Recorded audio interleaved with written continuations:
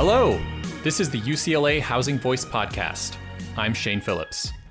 This episode, we're joined by Dr. Emily Hamilton of the Mercatus Center to talk about inclusionary zoning.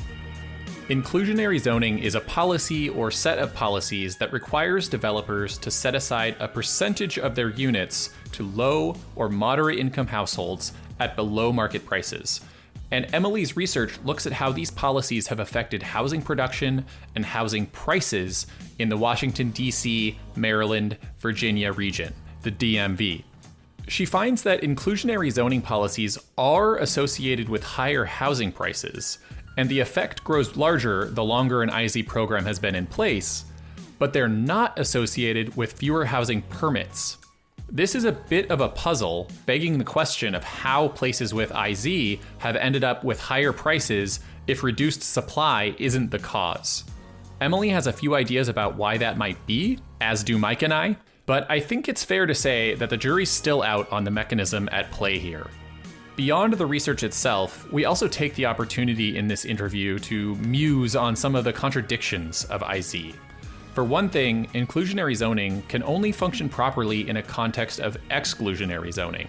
It's more of an appendage to exclusionary zoning than a solution to it. IZ and programs like it are also grounded in some very dubious analysis known as nexus studies, which Mike and I spend perhaps a bit too much time ranting about. In any case, IZ is an important and increasingly universal housing policy across the US, so this was an important conversation and we had a great time chatting with Emily about it. The Housing Voice podcast is a production of the UCLA Lewis Center for Regional Policy Studies, and we receive production support from Claudia Bustamante and Olivia Arena. You can send feedback or show ideas to shanepphillips@ucla.edu, and you can give us a 5-star rating and a review at Apple Podcasts or Spotify. And we hope you do. Okay, let's talk to Emily.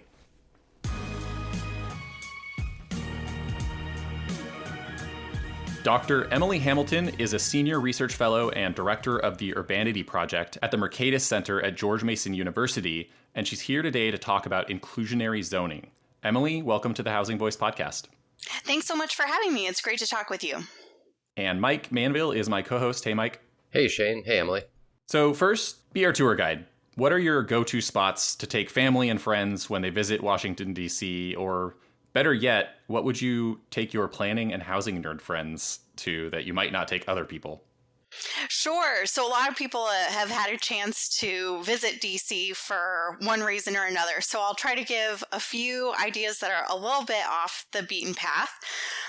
The first is Meridian Hill, aka Malcolm X Park in the Columbia Heights, 16th Street Heights area of the city. It's one of my favorite neighborhood parks of all time. It's got these great walls enclosing it. It has a very cool waterfall, little nice areas for sports or for just hanging out, all kinds of different things. City beautiful style of park, done perfectly, in my opinion. I would also go out to Eden Center, which is not in DC. It's in Falls Church in the Seven Corners area of Virginia. It's a really cool, primarily Vietnamese shopping center with tons of really good pho spots, little grocery stores, all kinds of Vietnamese and other types of Asian food out there, which in my opinion is the best food in DC, especially if we're talking about food at relatively reasonable price points.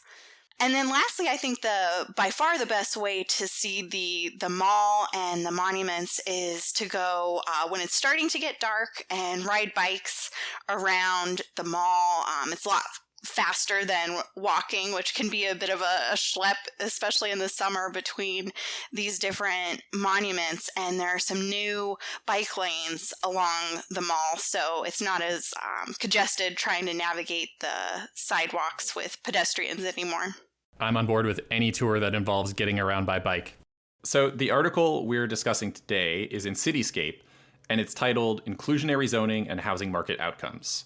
You're comparing outcomes and inclusionary housing programs in a bunch of jurisdictions in the DC, Maryland, Virginia region, which happens to be where inclusionary zoning, or IZ, as we'll probably call it a lot of times here, was born.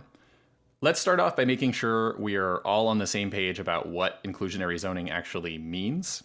Exclusionary zoning usually refers to things like zoning that allows only one house per parcel, or minimum lot size requirements, height restrictions, policies that cause us to build less housing and which make the housing we do build more expensive, both of which result in higher rents and home prices. Someone might imagine that inclusionary zoning is the opposite of those things, but is really more of a tangential concept at best, I would say. What are people calling for when they advocate for inclusionary zoning policies? Yeah, so as you say, the term sounds like it's getting rid of exclusionary zoning.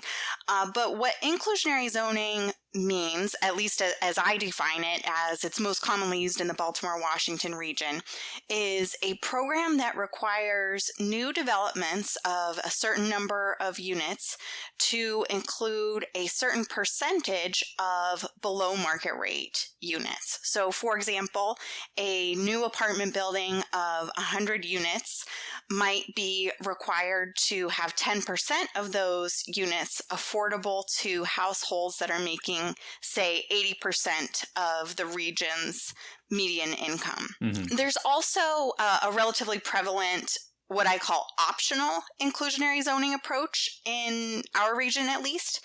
And what that is when a local government will put on the books an option for developers to include below market rate units in a new project in exchange for the right to build typically a larger building. Most mandatory inclusionary zoning programs, that first type, where each new development of a certain size must include a certain percentage of below market rate units, also have these density bonuses. So it's kind of a Rube Goldberg way of planning, because you have these mandatory affordability requirements with an automatic density bonus. Rather than just changing the underlying zoning in these mandatory programs. We'll just treat this as like mandatory versus voluntary, rather than get into tying up zoning to the mandatory. But between these two options, putting aside your research on this so far, but just kind of theoretically, what are the kind of perceived benefits and drawbacks of both of these approaches, and maybe just of inclusionary zoning generally? I think the primary perceived benefit of both types of mandatory and optional inclusionary zoning approaches, or voluntary inclusionary zoning approaches, is improving affordability for households earning below median income. Households at the lower end of the income spectrum are those that are suffering the most from really high rents and house prices across the U.S., but particularly in coastal cities. So this is seen as a way to help some of those households, and it appears to be cost-free. It's not requiring any outlay of public revenue. It doesn't require any difficult budgetary trade-offs. It seems like a way to improve housing affordability for nothing. And comparing the mandatory to the voluntary, like, why not just do mandatory if it is free, or if it seems to be free? There's, I would say, relatively widespread concern among local officials who I've talked to about inclusionary zoning that these programs, when they are mandatory, have real trade-offs in the housing market. Local officials are often concerned that imposing a mandatory inclusionary zoning program will make it less feasible to build new housing in their jurisdictions, and they don't want to scare off development in many cases. Perhaps sometimes they do actually want to scare off development, and that's why they're implementing these programs. But we'll assume benevolent policymakers here. And so they see optional or voluntary inclusionary zoning as a way to exchange increased density for below market rate units, perhaps without the effect of creating a tax on housing construction or making projects that would be feasible without mandatory inclusionary zoning unfeasible. I think it'd also be helpful to take a step back here and talk about the goals that IZ is trying to achieve. You mentioned providing below market units to low income households, but people have different reasons for putting forward this policy proposal. On the one hand, you do have that perceived ability to just provide affordable housing. I think that's pretty clearly that does happen. You are getting some below market units. On the other hand, you also have this goal of economic integration and possibly racial integration as a byproduct of that.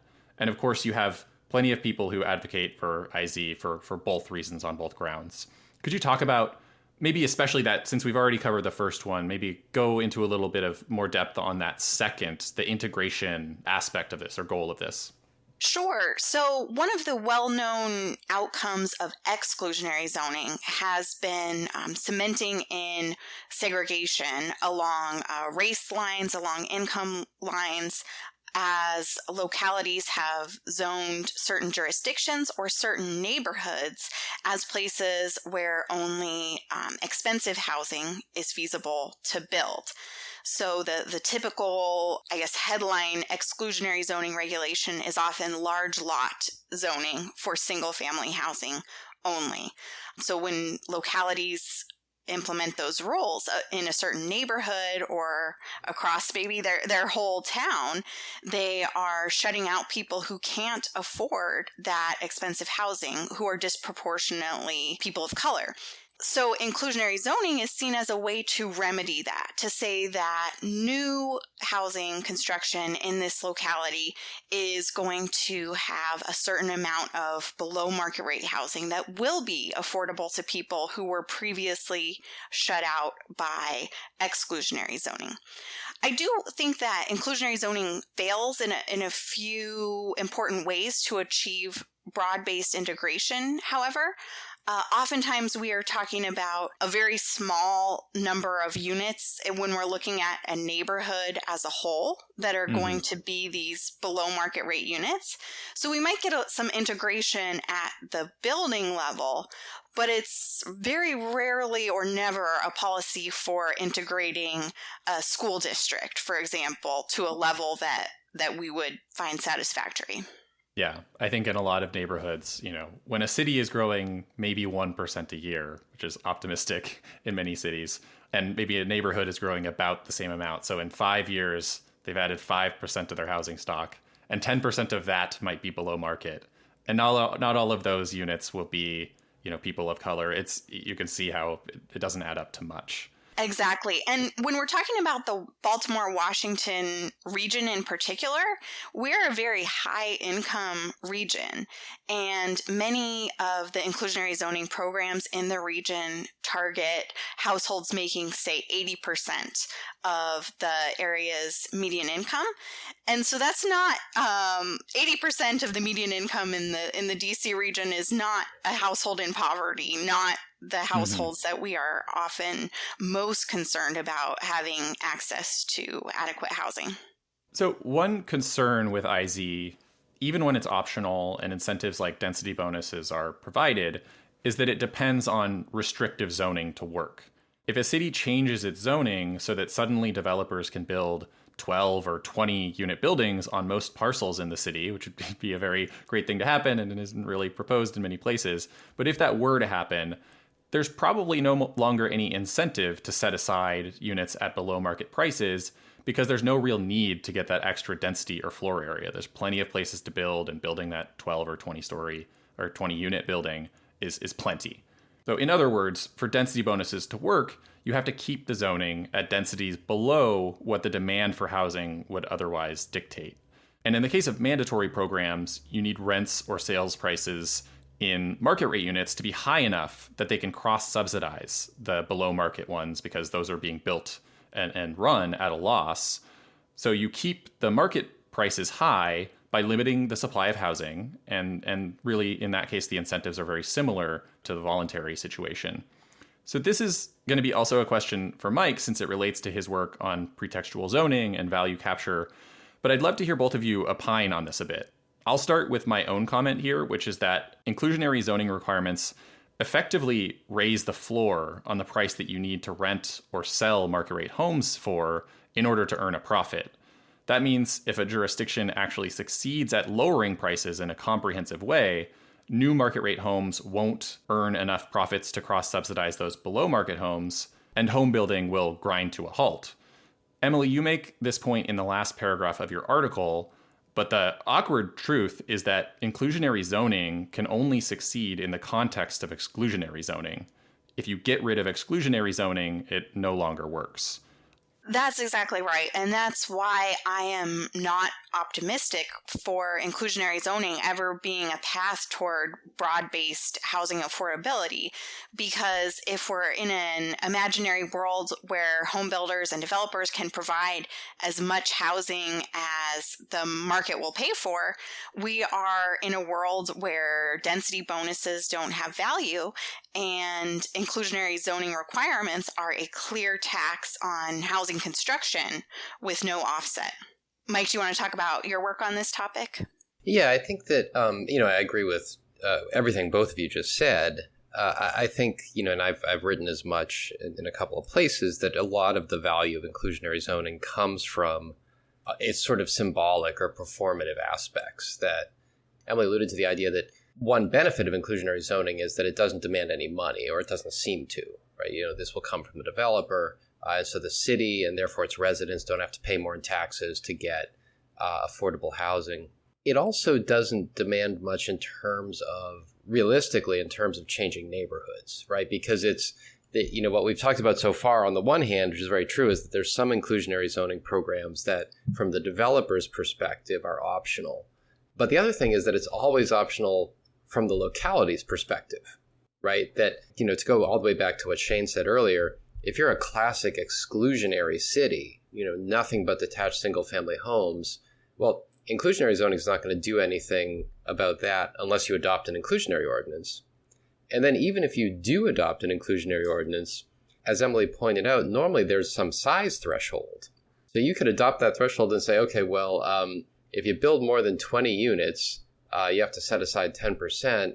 But if 3% of your parcels are zoned for that, most neighborhoods will never change. Mm-hmm. And so I think one of the great advantages politically of inclusionary zoning is that if you're in the type of city we have right now that's very expensive, which is a sort of coastal city with liberal or democratic-minded people who on some level care about affordability, but then on some level like the way their neighborhood looks and would rather not spend a bunch of tax money because they already have probably pretty high taxes, what inclusionary zoning does is it sort of resolves their cognitive dissonance. It says like, okay, well, we're gonna make sure the developer takes care of these low income people, but somehow, even though we're doing that, your neighborhood won't change and your tax bill won't change. And it is, it's sort of and I'll stop getting on my soapbox too a little bit, but it really is kind of it's an outsourcing of the welfare state in many ways, right? That this is a function that there was a time when there was broad-based concern among liberal-minded people like me, like, well, it's a housing subsidy. This is something everybody pays into, and we have a program that does it. And now it's something that we just rely on some constrained private actors to kind of make a half-hearted attempt at. And so for that reason, I share Emily's skepticism that this will ever get us a lot of housing. And then I become extra cynical, and I wonder if that was ever really the goal.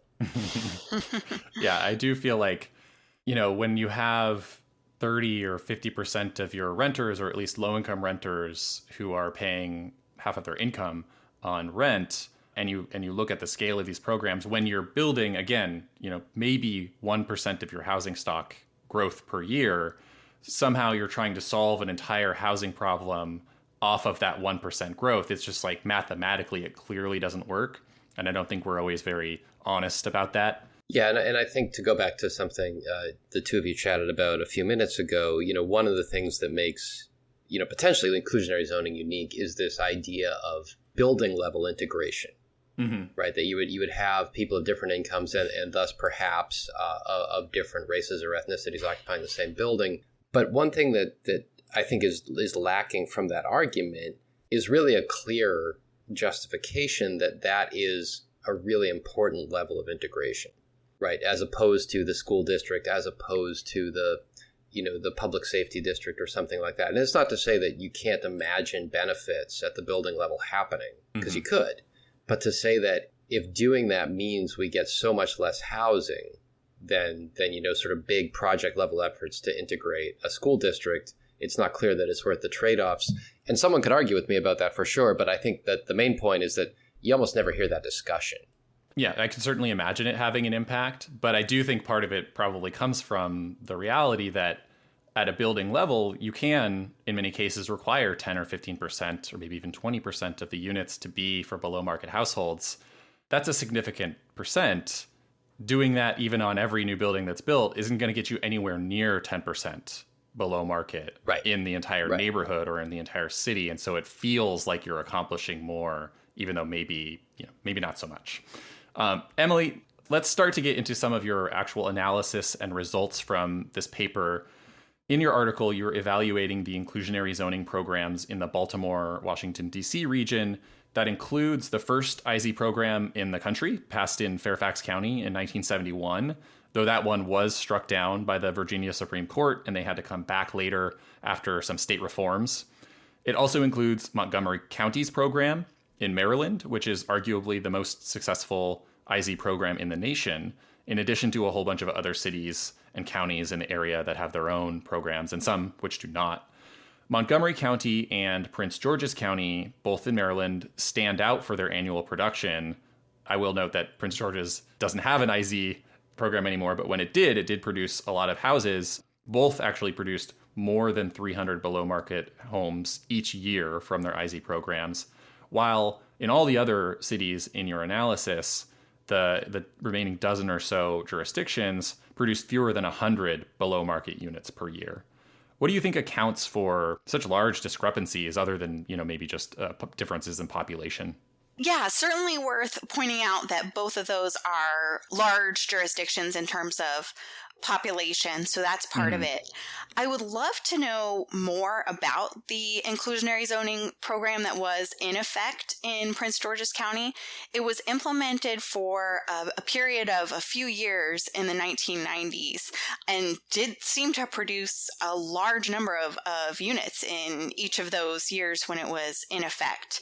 Unfortunately, I haven't been able to track down anyone who was working in planning back then in Prince George's County to learn more about if there were specific projects that were specifically approved because of this program being in place that helped lead to its success in terms of delivering units. I only know what others have written about it decades ago, unfortunately. Do you happen to know why it was why they got rid of it? Were they like, it was very successful and they're like, maybe we don't want to keep doing this, or we built enough affordable housing, we can stop now? Like what happened? It kind of seems like that might be the case. Policymakers from Prince George's County said, we already have more than our share of the region's relatively affordable housing, which is true. It's a relatively low income, I believe it's a majority Black county. And so I can see why they didn't feel that it was their responsibility to provide even disproportionately more of the region's relatively affordable housing. And that goes back to, I think, the point we were making just a moment ago, which is that when you have these policies, but you simultaneously have an uneven distribution of where multifamily housing goes, right? And if that multifamily housing tends to go in places that are not the most affluent, well, then your affordable housing goes in those places too. It's just sort of like Los Angeles did have a mandatory inclusionary zoning program for a bit of time, and then a lawsuit got rid of it about 10 years ago. But, during that time, again, like 25% of LA's residential land is zoned to hold apartments. So huge swaths of the city were just never going to get affordable units. And affordable units that were produced were going to be concentrated in places that, again, because of the zoning, already had most of the affordable units. And, in a perfect world, we'd all be pretty welcoming of affordable housing, but we all know that, people do start to resent it. And so, if that's what played out in Prince George's County, it certainly would not be, it might be a disappointment, but it wouldn't be a surprise. Yeah. I mean, here in LA, you hear council members say, I've built so much affordable housing in my district, we need to do it somewhere else now, that kind of thing. And I think even that inclusionary zoning ordinance that was in Los Angeles was only in the Central City West neighborhood, one of our 35 community plan areas. and a pretty poor area, kind of Westlake MacArthur Yeah. Park area. And so again, it kind of mirrors that same trend. So I didn't really give you the chance to finish in terms of like the differences, Emily, between these different places. Like, why do we think some have been effective and others have not? Yeah, so as you said, Montgomery County is often pointed to as the gold star inclusionary zoning program. It's produced more than half of the region's entire stock of inclusionary zoning units.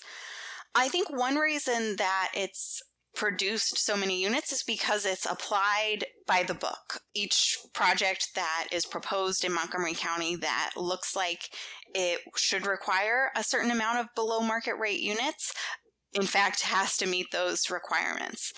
In the city of Baltimore, in contrast, there is an inclusionary zoning program that is mandatory. It's on the books as a straight requirement.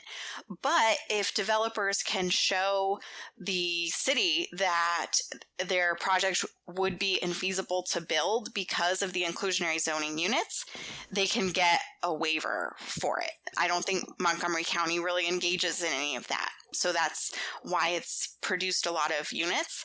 And this issue is also something that makes inclusionary zoning really difficult to study econometrically, for example, because we can't see what the effects of a program are based on just looking at their rules. And this is true of zoning across the board. So many localities engage in the level of discretionary permitting that Mike has talked about, that it just makes it really difficult to look at a zoning ordinance and understand how friendly or unfriendly a locality might be to new development.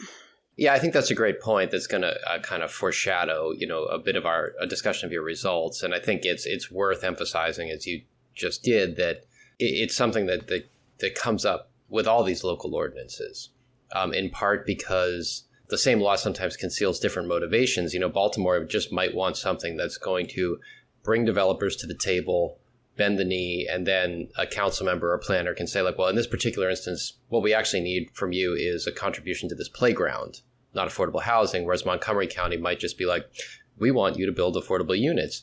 Well, those two laws could be written identically, but actually be aimed at very different outcomes. There's no way to know that once you put it in a regression. And then, of course, on top of that is just that no two laws really are written the same. Right. And I think this comes up as well when we study rent control, which is like, there's a bunch of different cities and they have rent control ordinances, but the devil's always in the details. And so what actually binds and what really forces someone's hand either on the developer or the city side varies a lot. And it's hard to sort of collapse that into a single number. And so I think that these are the type of empirical exercise you've engaged with here is a very challenging one for that reason. Yeah, it is hard to collapse into a single number, and yet Emily did her best. Right. So, but it's better to try than not try, and then just be honest about the caveats. I mean, this is the business we're in. So yeah, it's a good transition, because one real challenge for comparing these IZ programs across jurisdictions is just how much they vary, both in terms of what they require and what bonuses they offer when they offer them, or if they offer them. That can be, requirements varying in terms of the minimum share of below market units, or the share of units that have to be for below market households, and the affordability level of those below market units, because it costs much more to provide a unit that is affordable to an extremely low income household than a low income or a moderate income household. And the bonuses range from density to height to floor area to many other things. No model can capture all of that variation perfectly, but you did make a very valiant effort to group these IZ programs by how strict they were in terms of requirements and how generous they were in terms of bonuses. Could you tell us a bit about that process and some of the challenges of trying to score each of these jurisdictions? Sure. I created an index that tries to collapse the tax of inclusionary zoning. So that tax includes the percentage of units that have to be below market rate, the extent to which the households in those below market rate units have to be earning below median income, and then the subsidy that is intended to offset these taxes. So the size of the density bonus being the primary one. And I think that's kind of an exercise in trying to get a handle on how much any of these programs are going to affect market outcomes, but it's certainly not an exact method. We can, by looking at the requirements across all of these jurisdictions, get an idea of which ones are the clearest taxes. So, for example, Howard County, Maryland is the only jurisdiction in this region that has a mandatory inclusionary zoning program with no density offset. So that one's we can say, as long as it's enforced to some degree, that one's definitely a tax on housing construction. And density bonus projects, on the other hand, might be you're actually earning more profit potentially by taking advantage of those incentives or what have you. You know, you can build 30% more market rate units and you only have to provide 5 or 10% of the units in the building for below market households. That might actually be a more profitable project than just building the baseline density with no below market units. Exactly. So you were interested in how these scores correlated with housing prices in each jurisdiction, specifically the median price per square foot. What did you find there? So I find a slight positive correlation between the size of the IZ tax and the per square foot house price, but it's certainly not a very strong correlation. I wouldn't want to make anything like a causal claim based on that alone. Mm-hmm. And I think, one question that's, comes to mind and will probably come up again as we talk about your regressions too, is just the advantages and disadvantages of using the price per square foot as this dependent variable of interest. I think on the one hand, obviously, houses come in all different sizes and it's important to normalize, right? There's real disadvantages to just saying like this single family home costs more than this apartment and not accounting for the fact that one's a single family home and one's an apartment. On the other hand, there is the fact that, like, from the consumer side, right, we tend to purchase the unit rather than a sort of aggregate of square feet. The classic, if you read the New York Times and these obnoxious articles about people hunting for real estate, they're like, they had $500,000. What could they get? And it was just like, well, you get the best thing you can get for $500,000. Part of that's going to be square footage, but it's also these other trade-offs. And then I think the third thing that came to mind when I was reading your paper was just that a lot of what is going to be built or be deterred from being built as a result of an inclusionary ordinance will be housing that would be rented, right? And so, of course, a sales price is a sort of a combination of current rents and expectations, whereas rent is really the consumption, the current consumption value. And so I wonder if you could just talk a little bit about, what sort of went through your head when you were kind of weighing these different variables? Yeah, that's a great question. And I can definitely see arguments for using a different dependent variable than per square foot prices or the log of per square foot prices. The reason I settled on that is because when we think about inclusionary zoning's effects, it's often on the option value of land. So inclusionary zoning has an effect on housing markets by determining, for example, whether or not it might be feasible to redevelop a given parcel. And I think that will be most visible in prices, of course, rather than rents, although inclusionary zoning could certainly have effects on market rate rents in one direction or the other. The other challenge with rents is when we have an inclusionary zoning program in place, we're seeing its effects on market rate rents as well as below market rate rents when we're often only looking at the average. Now, there are inclusionary zoning programs that apply to owner-occupied housing as well, which creates this same mishmash in the median price of a jurisdiction between its below market rate units and its market rate units. But in general, there are much fewer owner-occupied inclusionary zoning units, so I think it's less of a problem. And then as far as why I used a per square foot price rather than just a price, again, I can certainly see an argument for using just straight price instead, but I used the per square foot price because what is getting built in some of these jurisdictions has changed a lot over time. So for example, in the early years of my study, Loudoun County, Virginia was by and large single family houses on very large lots with a little variation from that. During the period of my study, it's seen lots of townhouse construction, which is going to be a lot smaller size of house that people have the option to buy out there. Similarly, Arlington County saw a lot of construction during this time period, almost exclusively of multifamily housing. So it's probably seen its median unit getting quite a bit smaller over time.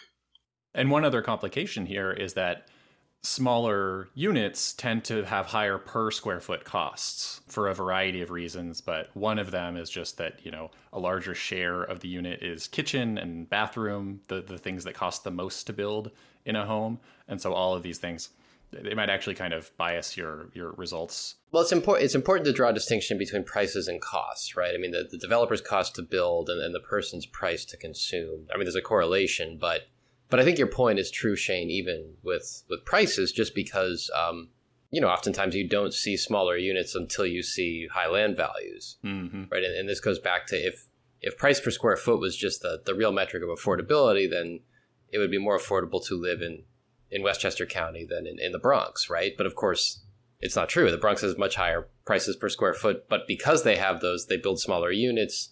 And why people move to Westchester is that they take advantage of lower prices per square foot to consume huge houses.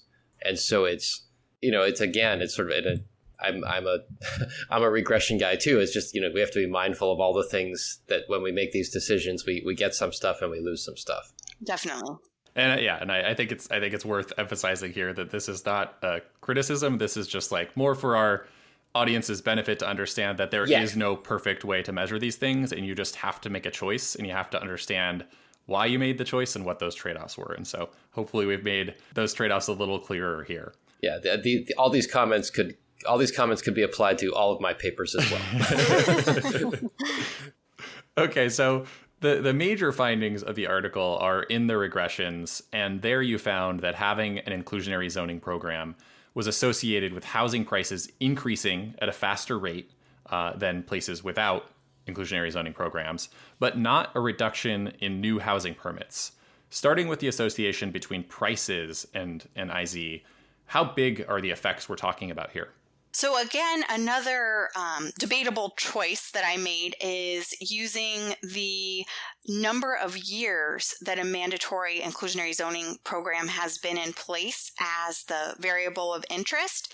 And I made that decision because we don't expect a program that's been in effect for just 1 year, for example, to have much of an effect on market outcomes, because any amount of change to the housing stock that might happen in that 1 year is going to be very small.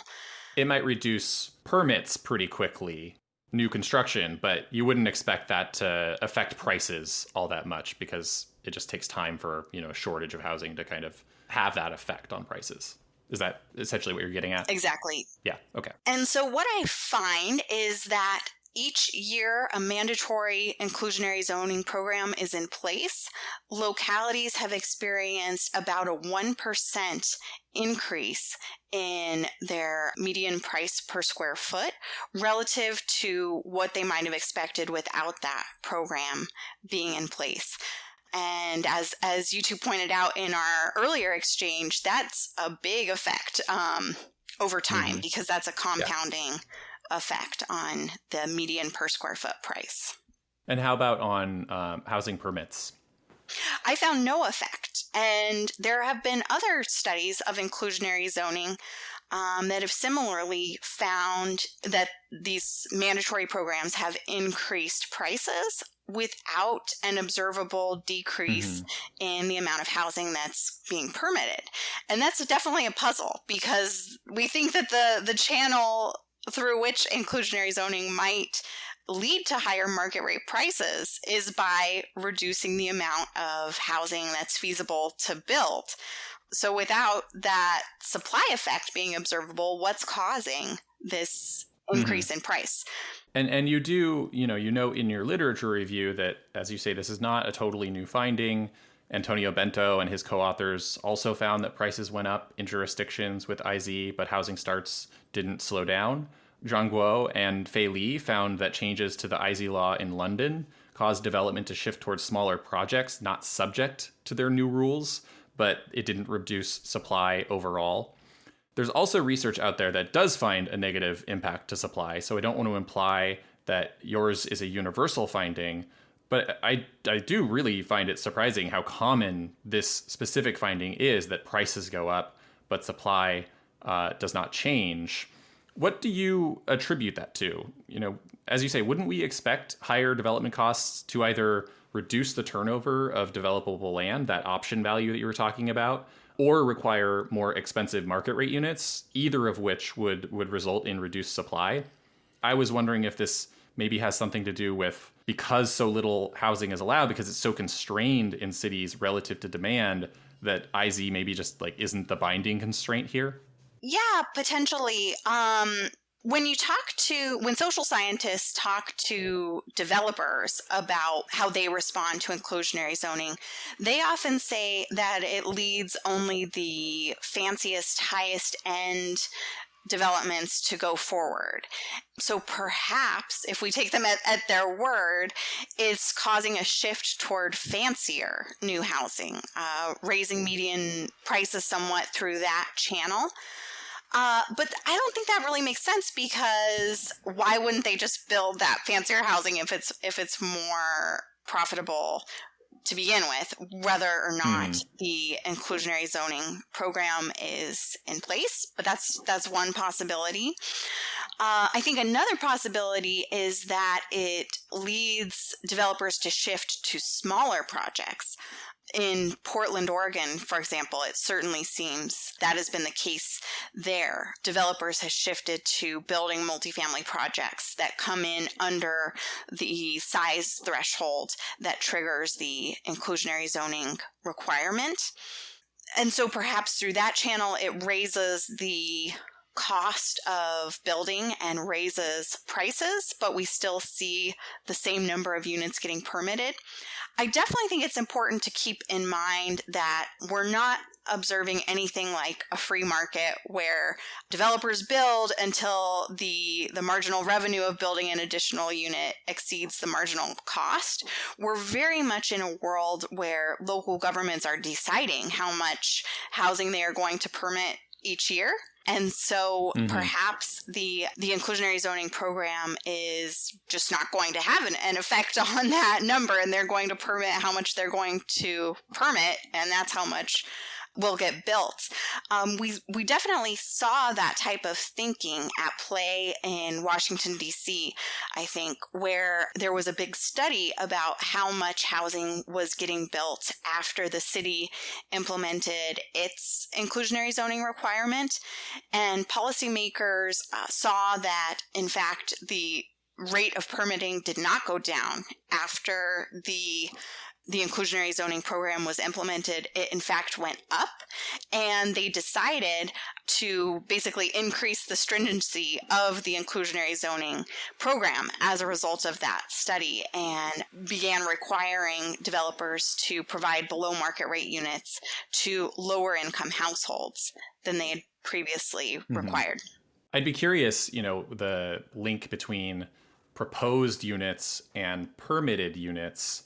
You could imagine, a city has the planners and the permit checkers at the building department that it has, and if they're already at capacity and they're kind of the bottleneck in terms of processing permits and entitlements, then if you impose this additional cost, maybe the proposed units falls, but it's still more than the planners and the building department officials can actually process in a given year. And so you wouldn't actually observe a difference in permitting. But then there's still the question of like, well, why then is our prices higher? Yeah, I mean, I think there's a couple of things going on here. One, again, is that I think this is an area where having the prices per square foot could show some things and conceal some things, right? I mean, it's sort of you might see something different with a rent measure or a price measure. But I think for the most part, the explanations Emily ventured were the ones that occurred to me as well. That one is just there's going to be noise, right? Like the kind of city that has an inclusionary zoning program also is fundamentally a restrictive city, as you pointed out earlier. Otherwise, inclusionary just doesn't work. And probably a lot of its neighboring cities are too. And also, if you think that some of these mechanisms spill over, that can sort of send the regression results in different directions. But I think the big one really is, and this has risen up in conversations I've had with developers, and certainly with Shane and I in our work we've done on the Transit-Oriented Communities project, which is a sort of optional inclusionary program in Los Angeles. We see this too, which is that when you go to participate in one of these programs, there's an inescapable understanding that the units you build that are market rate have to pay for themselves and then help pay for a subset of other units in your building. And that means that, a developer can't make the market, right? But whatever the market is, you're probably going to have to build a lot of those units to the top of that market. And it's possible that that's not something you would have done before, because it's not always, is I think a misunderstanding people have. It's not always the most profitable thing to build to the top of the market. Walmart has made a lot of money building to like the lower end of the market, and Toyota has made a lot of money building Corollas that go to the middle of the market. But if you really need to have a high margin, right, and that's what you need if what you're signing up for is like, okay, for the next 30 or 50 years, your market rate units are going to carry these below market rate units, well, then what you build has to be expensive, and that could be a function of size. And certainly that may be what happens with Portland, right, where you say like, oh, we have this parcel, and we could have built 15 units on it, but we don't want to trigger inclusionary, so we're going to build 9. Well, guess what? Now they're bigger. It could be more parking. It could be the kind of things you do just to try and get that rent premium, whether it's more windows or what have you. But you're going to build higher price stuff, and then over time that nudges the median up, even if you aggregate out over the entire city, you have roughly the same number of units. So I do think it's still a puzzle, and someone could certainly argue with that, but that's the most persuasive explanation to me. Yeah, I think I agree. So I think we all came into this and we're all kind of, we knew where we stood on this a little bit already. I think that IZ doesn't accomplish a whole lot, and it has some real downsides and trade-offs. But then the question, of course, is, well, if it's not this, what are we going to do instead? And I know, Emily, you've given a lot of thought to this. If we want to provide below market units on the one hand, but also just have a more affordable housing market generally, and also, really importantly, actually achieve economic and racial integration, what kind of policies should we be looking at instead of inclusionary zoning to achieve those things? Well, I think first and foremost, the remedy for exclusionary zoning is repealing exclusionary zoning, not creating these really complex regulatory webs to try to maintain exclusionary zoning while getting rid of its problems. So every local government across the U.S. can make improvements toward getting rid of exclusionary zoning. Things like reducing their minimum lot size requirements, expanding the areas where multifamily housing is permitted, reducing parking requirements. So that's the right way to address the many and varied problems of exclusionary zoning.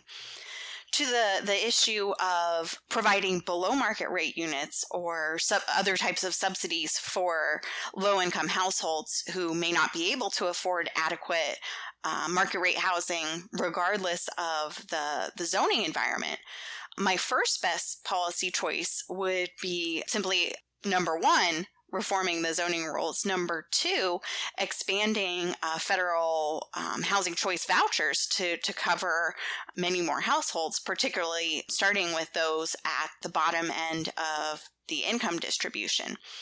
Now, I think proponents of inclusionary zoning will say, well, that's not going to happen anytime soon, so we have to do inclusionary zoning in the meantime. Point well taken. I certainly can't wave any sort of wand to bring that world about. I think an approach to achieving the objectives of inclusionary zoning without running the risks of potentially reducing housing construction or increasing market rate housing prices is an idea that I've gotten from David Schleicher, who's written about tax increment local transfers. And the idea of this concept is that when a locality upzones a single parcel or a small area, increasing, for example, the amount of apartments that can be built on that site, they're going to be increasing their property tax base by increasing the land value of that small area. And if that leads to development, then they'll be also increasing the value of the building on that site. And the amount of that increase in the property tax base is called the tax increment. And a locality could conceivably use all or part of that tax increment or the increase in property tax revenue that they get from that upzoning to subsidize housing within that small area or across the city as a whole, however they wanted to structure it. And by using the revenue that comes from upzoning to subsidize housing, rather than requiring the people who are building housing to subsidize housing, I think they can get the flavor of the intended outcomes of inclusionary zoning without potentially making things worse for everyone who doesn't get to benefit from the small number of below market rate units. And in a sense, it's still, I realize this isn't ideal for us, but it's still kind of maintaining exclusionary zoning in a way, because if you're just upzoning a small area, and I wrote about this in my broad upzoning, building up the zoning buffer paper, if you just upzone a small area, it does tend to increase the land values by quite a bit. If you were just to, if not abolish zoning, very much liberalize it and allow a lot higher density and taller buildings citywide, suddenly no individual parcel is all that valuable. And so you probably wouldn't see a lot of gains to land value and therefore tax increment from that. But to the extent that we continue doing this approach of we're going to just upzone part of a neighborhood or this corridor, I could definitely see how that would work. Yeah, that's right. I think it would allow some of the, well, perhaps it's more politically realistic to think that a city might choose this approach to upzoning small areas and using some of its increased revenue for subsidizing housing rather than abolishing exclusionary zoning, for example. Yeah, people often do say, look, this is all we can get politically. And that may be true, but it's dissatisfying for that to end the argument, because I think that when people say that, they should meditate on what that means, right? Which is that, fundamentally, we're just so much more conservative about housing than we are about almost anything else, right? I mean, I'll to steal the line from Edward Glaser, we would never think it was a good idea to just have farmers solely fund the food stamp program, right? We would understand that would just deliver so little food assistance and would probably be perverse. And so if you say this is all we can do, I mean, my response to that is I don't believe that. and so because most people who say things like that, they want an equitable outcome, but they generally in most other areas understand that if you really want this, we do have to spend some money.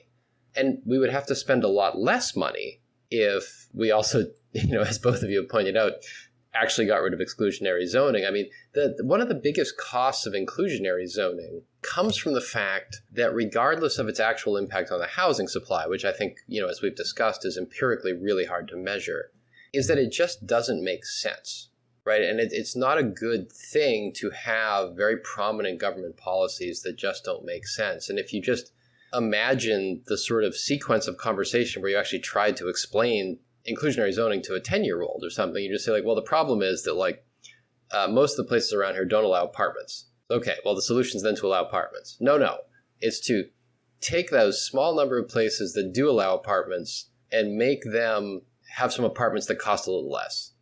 It's well, okay, well, there's benefits to that, but it seems like you're just avoiding the problem. Yeah.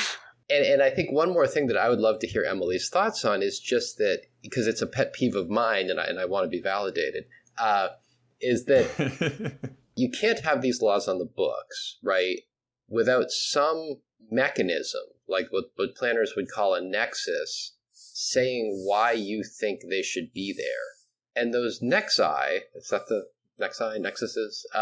Let's just say yes. Those things. Nexi. They really don't make sense, and there's real costs to having them because, a story I like to tell, I was with our colleague Paavo Monkanen, this was years ago now, in a city council member's office, and we were talking about, just trying to get some more building in Los Angeles, and the deputy for this council member who has dealt with planning and housing said, well, one thing we have to keep in mind, we just had our Nexus study come out, so now we know, actually, when you build more housing, it makes housing less affordable.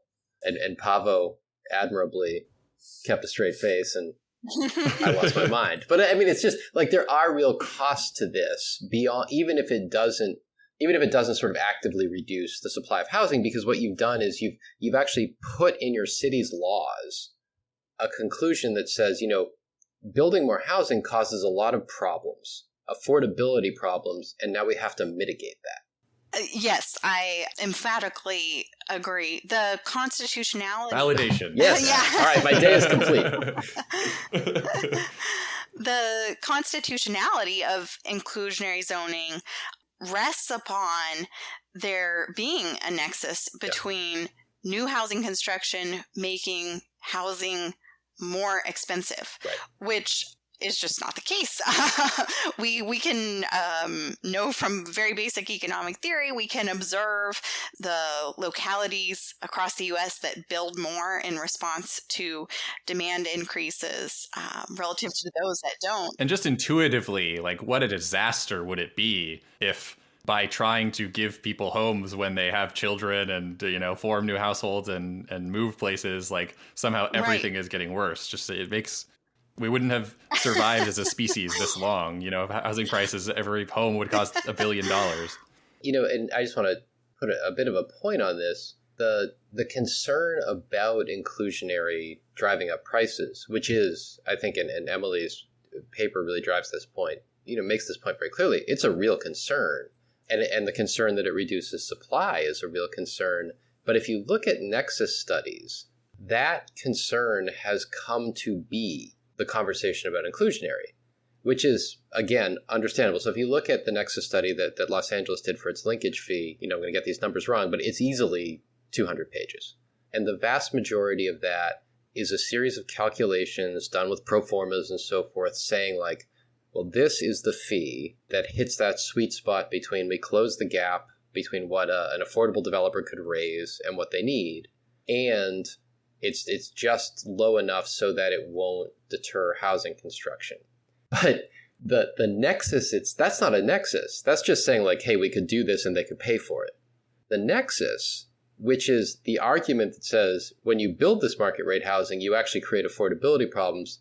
It's a paragraph, right? It's sort of the empirical question of what this will do to the development market and to prices has completely swallowed the constitutional demand to show that actually one of these things causes the other. And LA's Nexus study is, I'm going to be a little bit too unkind, it's a global search and replace of the kind of Nexus study that's done all over California, right? There's nothing unique about it. And what we've arrived at a point where the nexus is now an assumption and not a burden. Yeah. The burden is now to show that it won't reduce housing construction. But, it really is if you just step back and say like, okay, well, let's just suppose all the developers can afford it. This is still just a really weird policy. I do want to spell out that nexus as they describe it a little further, because I do think it's important, and it's sort of a hobby horse of mine to take this down constantly whenever it comes up. But the idea is you build these market rate homes, it attracts somehow high income people. Those high income people, they get their hair done, they go, grocery shopping, they do all these, they need all these services and goods that are mostly produced by people who are middle income, lower income, and therefore they're generating this demand by simply existing for low income housing. And so we're going to, capture some of the profits or redirect or whatever to fund those units.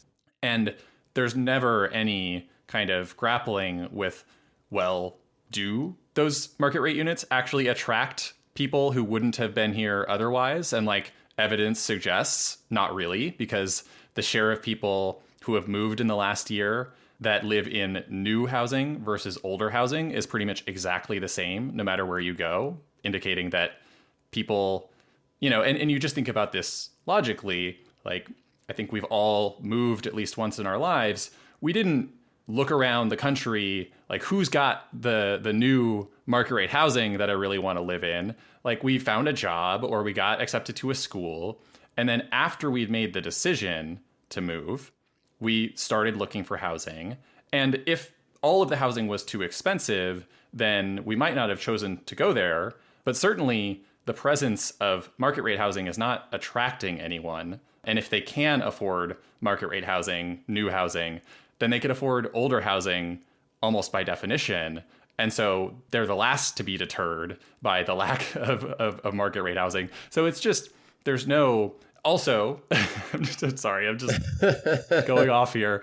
But the idea that, the jobs generated, quote unquote, by these high income people are also attracting low income workers rather than giving people who already live in the region jobs. It just, none of it makes any sense. Sorry, I'll stop there. I think you're right. And I think the thing I like to say about it too is that if all it took to attract high spending yuppies was some new housing, we would have no declining cities. Someone tell Milwaukee or Rochester, right, that they just need some condo towers, and then it's, here come the high income people and they're going to pull in the low income workers, and no developer would ever build in San Francisco. You could just buy cheap land somewhere and mint a fortune by, the person attracting properties of your new housing. And so the nexus studies really are silly. I mean, the other explanation that's sometimes given for inclusionary zoning is the amenity effect of a new housing unit, that it just raises rents around, and I don't want to totally neglect this idea that you put up a fancy new building, suddenly the neighborhood's nicer, and so rents go up around it. And I think very quickly you can just say, empirically, it seems like the opposite's true, that the supply effect swamps the amenity effect, but that even if it's not, you have these two additional considerations which come to mind, which is if you take the amenity argument seriously, then it is not just new developers who should be providing affordable units, right? It's anyone who provides an amenity. And so a new housing development might make a neighborhood more attractive, but certainly a new park does, certainly lower crime does, certainly more trees do. And then even if you set that aside, then it just becomes this question of if the concern really is rising rents in existing buildings nearby, it's not obvious that inclusionary housing helps that, right? I mean, what you have is a sort of ecological problem where it's we've put some affordable units in this neighborhood that people are being forced out of. But of course, if the people being forced out don't get in those units, then you've sort of preserved affordability on average, right? But that's not much of a policy goal if you're the person being forced out of your building, right? It's sorry you have to go, but you know what? The average stays the same.